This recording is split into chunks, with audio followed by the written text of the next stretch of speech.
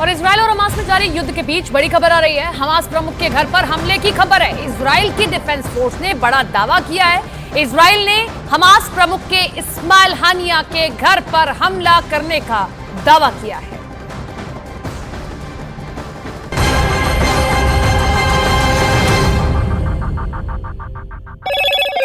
Hello मोटो। Motorola, Bharat का सबसे अच्छा 5G smartphone brand.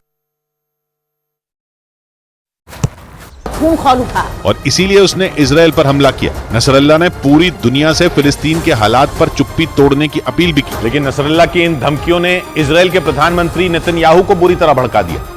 Hasan Nasrallah का बयान सामने आते ही नेतन्याहू ने जवाब देने में देर नहीं लगाई और हिजबुल्लाह के चीफ को दो टूक कह दिया कि वो इजराइल को मिटाने के सपने देखना छोड़ दे। हसन नसरल्ला को जवाब देते हुए नेतन्याहू ने साफ कर दिया कि इजराइल की उत्तरी सीमा पर अगर हिजबुल्लाह ने जंग छिड़ने की गलती की तो उसका सफाया हो जाएगा।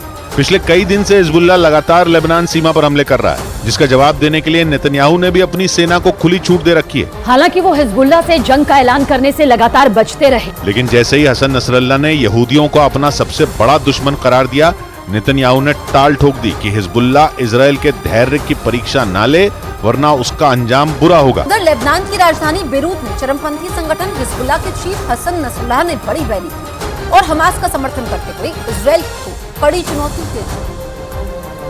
इसके साथ ही हसन नसरल्लाह ने इजराइल पर फिलिस्तीन के लोगों पर अत्याचार करने का बड़ा आरोप लगा दिया।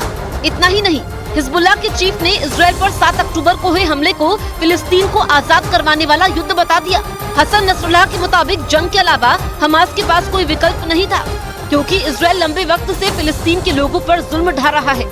हसन नसरल्लाह ने रैली के समय अमेरिका का भी जिक्र किया और उसे भी चेतावनी दे दी। वहीं हिजबुल्लाह का समर्थन करने के लिए रैली में लोगों की भीड़ उमड़ पड़ी।